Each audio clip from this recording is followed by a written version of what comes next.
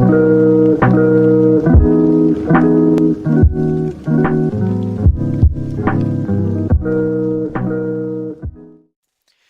guys, what is going on? My name is of course RedMaster, and welcome back to another Cards and Castles video. We are taking a break from the ranked and the commentaries going around lately to talk about a topic that I think might be helpful to some of our newer players, and that is crafting, in terms of what should I be crafting with some of the shards that I have piled up. It's a question that we get asked frequently within Discord, sometimes on Reddit too, and that is, of course, completely fine. Sometimes people don't know what their shards should be going to, and that's what we are here to do. So I decided to make this video to kind of hopefully put it out there to more people if they are kind of confused on where they should be putting their shards, to give it like a basic idea of maybe some cards, about maybe 3 in each faction, because we are going to go faction by faction to highlight some of the key cards to craft.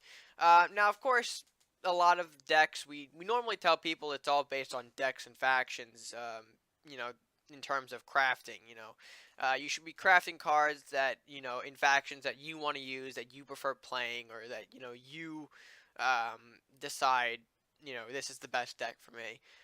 So we normally point them in that direction. Hopefully this video will narrow it down even further to about 3 cards per faction, like I said a moment ago maybe.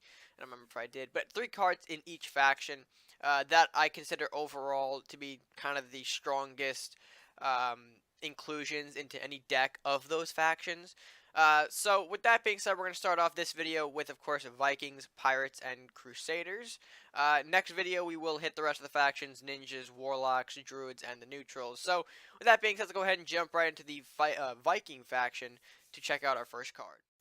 Quick note though, before we do get started into these cards, I forgot to mention, we will be looking at cards of rare, epic, and legendary variety, and that's for mainly 2 reasons, each pertaining to the other 2 rarities: basics and commons.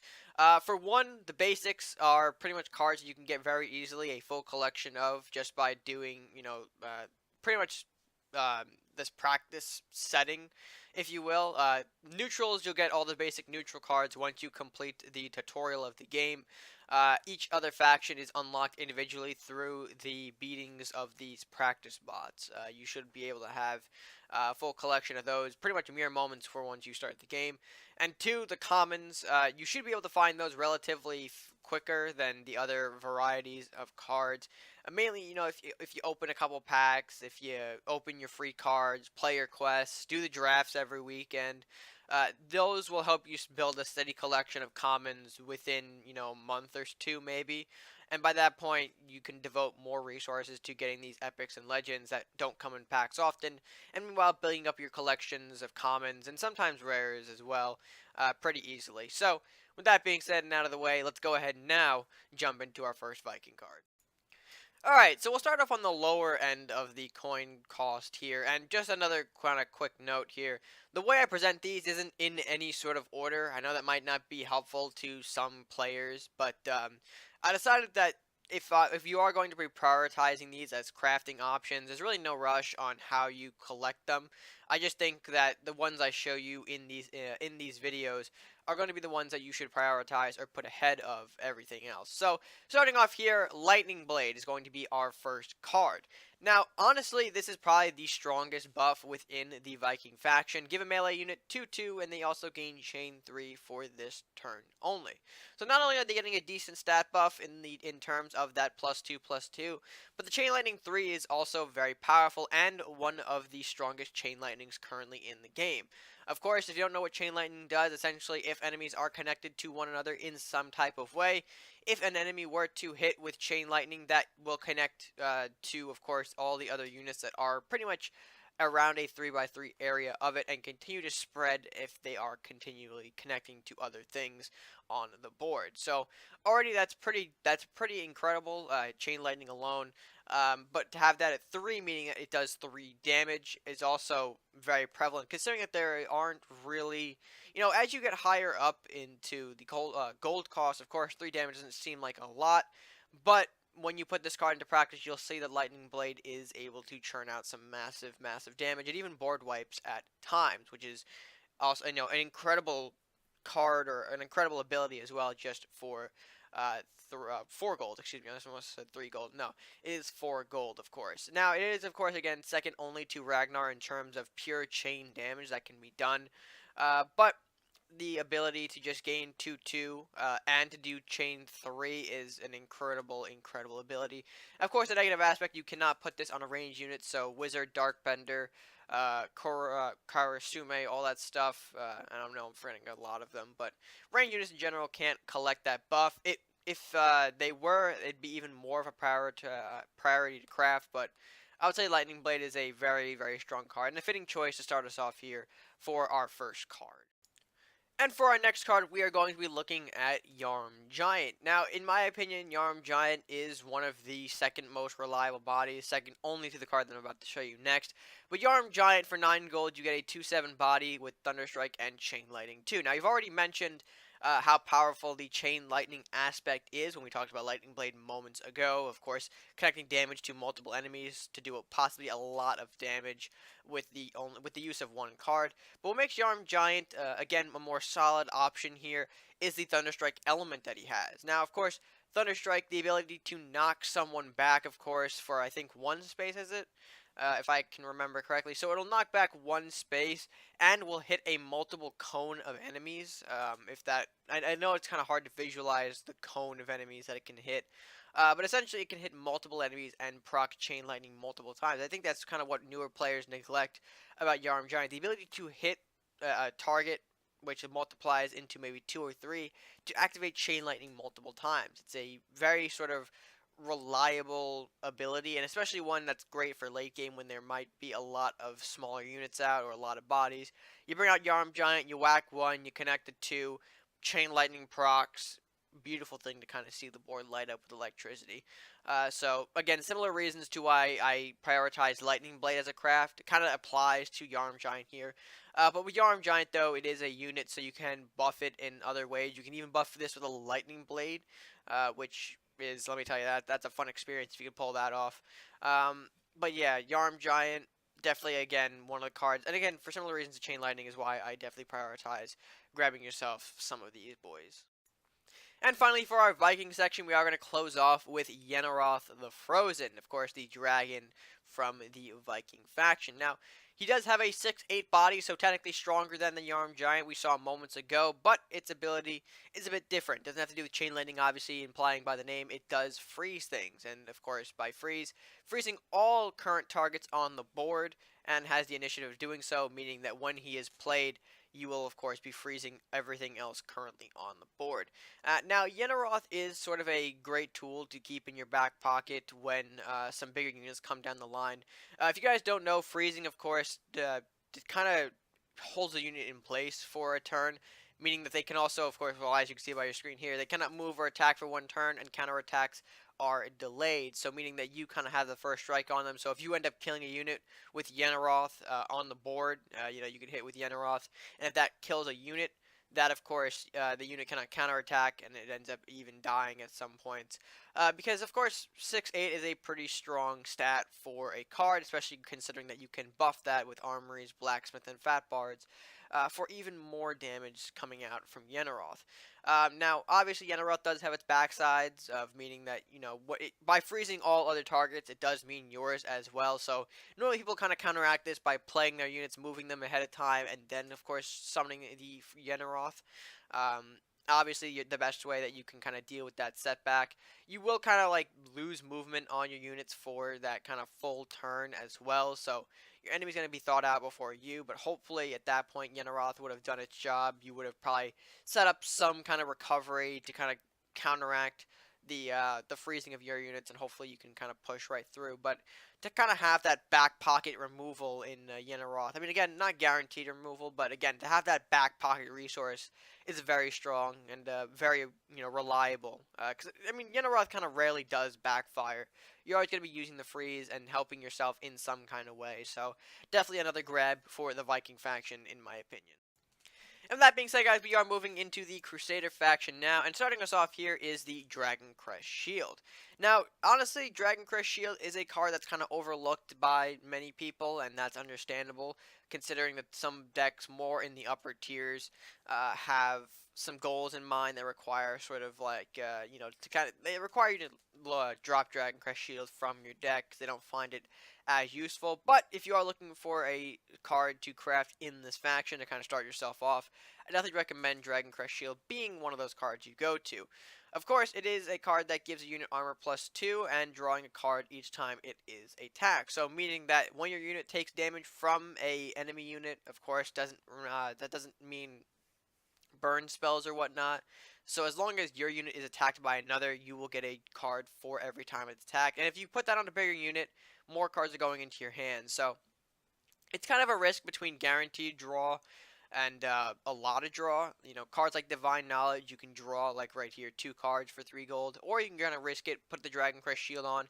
And sometimes, you know, you can go for gaining 3 cards, 4 cards, or 1 card, or no cards, depending on what your opponent has. So it is a risk to play it. I think that's kind of the reason why we've seen some players kind of draw away from it. But I still think it's a useful card, especially if you are a newer player. Gives you a chance to kind of beef up your units a little bit here with the armor too, and get yourself some resources, put yourself ahead of the game. So definitely an interesting spell card that some of the newer players would certainly have fun with. Alright, and moving down the line here, we now have Kraxus, God of the Arena. Now, honestly, if I did have to put any of these cards in this video into some kind of ranking, I would honestly throw Kraxus at the very top of the list, and I'll tell you why momentarily. For 8 gold, you get this 5/5 body that's got Armor 2, Deflect, meaning it cannot be targeted by enemy spells, and a Victory Rush, so when it decides to kill a unit, you can draw 2 cards. So, think about it like this. You bring out Kraxus, right? He's got Deflect, so your spells can't, or your opponent's spells can't burn this, so no blue fire, no defective. You've got Armor 2, so technically he's a 5/7 rather than a 5/5.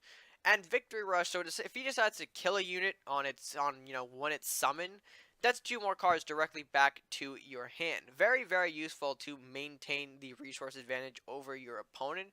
And usually, Kraxus is a very difficult monster to kill. His counter does presently exist in the form of cards that have over 7 attacks. So cards like Ranger can safely counter this card without any sort of drawback. Yenneroth, if it was buffed by an armory, could kill Kraxus, but of course, the freeze might take into effect there to kill off Kraxus before he can draw anything. But you get the idea. Cards like that can, of course, kind of negate Kraxus' draw card, but most of the time when Kraxus is being played, you'll see instances of him drawing up to 2, 4, or 6 cards at least. 6 kind of being like the point where, all right, if your opponent manages to draw 6 cards, or if you manage to draw 6 cards off of Kraxus, the game is definitely swinging in that whoever has Kraxus' favor. I'm not gonna lie there. And of course, the deflect only puts him, like I mentioned, he's just more powerful with the deflect. And honestly, I don't know why he's still got deflect, but you know what? Kraxus is just kind of that unstoppable monster, I guess. The true god of the arena. So, that being said, Kraxus is probably going to be one of the top cards I recommend people grabbing from this faction. If not, if not any other card on this list, definitely try to grab yourself some copies of Kraxus, God of the Arena.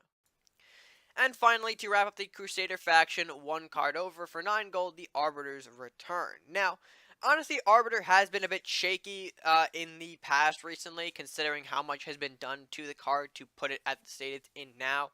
I will say, though, that Arbiter can still find some uses, especially if you are maybe a newer player. Arbiter is definitely a fun card to keep around. Now, you do have Hands of the Saint, which is a common card, which of course heals the same amount of damage, which will be kind of, at most of the times, put towards your castle. You'll heal your castle for 10 gold to keep yourself alive in the game and kind of maybe even outlast your opponent. But with Arbiter's Return, you do have the ability to summon out that Judge too with the Dramatic Entrance. So think of it as sort of heal plus some removal. You get a 4 gold that can pretty much strike anything onto your opponent's board if they're not kind of hiding it all the way in the back. But even then, like if they hide it all the way in the back, depending on where you can place Arbiter, you'll end up being able to hit off pretty much anything on your opponent's board. So Arbiter kind of gives that that combination of healing plus removal that I find extremely useful for some newer players if they want that safety net of having Arbiter in their deck. I definitely recommend grabbing maybe at least 2 copies. Maybe, this is the first card that I'm going to say, like, try not to grab 3 of just quite yet, because it is expensive at 9 gold, and its uses can be pretty limited and varied. But I will say it's alright to grab at least 2 copies of Arbiter for a deck, just for the insane combination that is healing. And finally, moving into the Pirate faction, we're going to start this one off with the Rat-Infested Hovel. Now, honestly, the first building that we've mentioned here in this video, but honestly, Rat-Infested Hovel in recent times has proven itself to be probably one of the most deadly buildings. Of course, that isn't really a basic. The other kind of prime building right now is Armory. Some, you'll get more into as you go down the line with certain archetypes. But Rat-Infested Hovel, overall, for a building, is very, very strong. It is one of only 2 spawners in the game, the second being Unholy Altar within the Warlock faction. But for 2 gold, you can place this building down and summon a rat at the start of every turn. Now, of course, rats by themselves, you might think to yourself, they're only 0 gold, 1/1 bodies. Why would I want to continually spawn that? But the idea with the rats is that they can be buffed by global buffs. Armory, Fat Bard, Blacksmith, to make themselves more powerful. 2/2, 3/2, 4/3. You kind of get the idea of how they can become big units if paired up with the global buffs.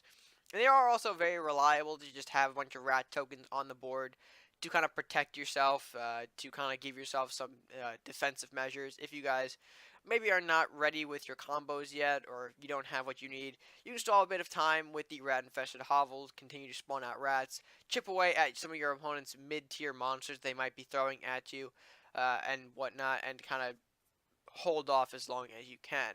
But honestly, Rat-Infested Hovel, for being a spawner with the way the rats are, of course, they can reach at least, they have 3 movement, they have 3 movement, blah. They can run right out of the gates, they can hit something for whatever damage they might have at the time, and that can be very troublesome the more global buffs you have on the board and whatnot. So Rat-Infested Hovel, definitely reliable card that I recommend newer players grabbing if they are playing in the Pirate faction, because it's a choice you will not regret making. Next up is the Southport Captain. Now, Southport Captain is I will say Southport Captain does contribute to the ramp aspect of pirate decks, the ramp aspect that does make this faction very strong and powerful at the moment. But some newer players might overlook this, so I'm going to try and break it down for you. For 3 gold, you get this 2/3 body that has repost and gain treasure 2 when played. Now, of course, the treasure means that you, of course, get 2 gold for the next turn, with in regards to this card. So guaranteed treasure of 2 gold, meaning that if you play this card turn 3, you'll automatically have 6 gold next turn. So you can start bringing out your bigger bodies like Minotaur, Windfall, Griffin. If you play it on turn 4, cards like Ranger, you kind of get the idea here of how it can instantly propel you from the mid game into the late game with sort of those bigger cards. And the repost is an added bonus to it. Consider it, well, you can kind of read it right there. Counterattacks deal double damage, so if you have a Southport Captain with 2 attacks, someone decides to hit it, they're getting 4 damage dealt to them rather than 2. If you have it buffed with 3 attack, they'll be dealing, the Captain will be dealing 6 damage on retaliation rather than 3. So you kind of get how that is a problem if you decide to have this card kind of run down the lane, have the treasure behind it, and have the ability to take out a possibly stronger unit, given that it can deal 4 damage on retaliation rather than 2. And of course, like I mentioned, the ramp, very strong aspect to it. Pretty much the main reason why Southport kind of sees play. It's not really much for the repost damage it gets, that's just an added bonus to it. The treasure is probably the most valued part of this, because you can ramp at any kind of key moment and bring out a big turning card much earlier in the game rather than later, which is, a benefit to a lot of people playing Pirates. Whether you're playing the school archetype, whether you're messing around with some Warlock Pirate Swarm, regardless of whether or not you're using it, whether or not you're using it, or what you're using it for. I think that's the right terminology I'm trying to go for there. It's definitely going to be definitely a wise investment, and one that will pay off sooner rather than later. And to end off this pirate faction and to kind of close out the video, the last card we'll be talking about is Dwarven Scope. Now, for 4 gold, of course, you can get this card to give a unit any unit +1 range and +1 health. Now, something to take note here that I do find important to mention, Dwarven Scope does not stack the range aspect. As you can see, the unique multiple copies of if the card effect does not stack, so meaning that it can only gain one range per Dwarven Scope. It can gain multiple health points with two Dwarven Scopes. So say if you put two Dwarven Scopes on, it'll have +1 range and +2 health. But if you want to start pairing it with other kind of range shenanigans, you're going to have to use Dwarven Scope and Phantom Strike. But anyway, that's not the point of this video. Dwarven Scope, of course, extremely powerful for the ability to give any unit that you have in your possession range. Now, of course, range refers to the fact that you can hit a target from a distance away without it kind of hurting you. So to give a melee unit that can be pretty strong. Cards like Ranger with 7 attack, Villaroth that can destroy a target, whatever he kind of hits instantly, like instant removal. Things like that, you kind of see where I'm going with it. To give the melee units range is a very dangerous tool, and one that it exists in the form of Dwarven Scope. Now, normally I like to throw in at least 2 nowadays, considering that Dwarven Scope is a pretty hefty investment at 4 gold. You want to make sure you're using it at the right time.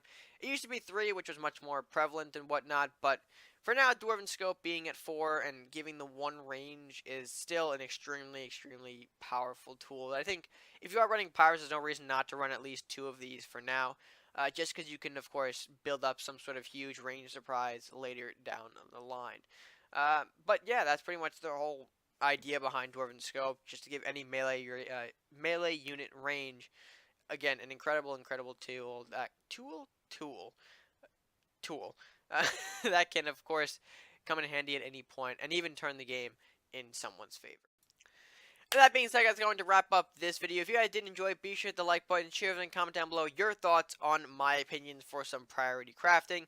Of course, like I mentioned, no particular order or ranking that these cards have. I'm just throwing them out there as sort of, I think maybe you should focus on crafting this card rather than that one. That's all I'm doing with this, and just showcasing 3 from each faction. Next video we will, or at least next time in the series, we will be hitting Warlocks, Ninjas, Druids, and Neutral, so stay tuned for that. And if you want to go ahead and get notified for when that video goes live, be sure to hit that subscribe button. Helps show you about the channel, help subscribe by clicking that subscribe button at no additional cost to you. And that's gonna do it for me. That's gonna be it from me for now. So until next time, guys, stay gaming.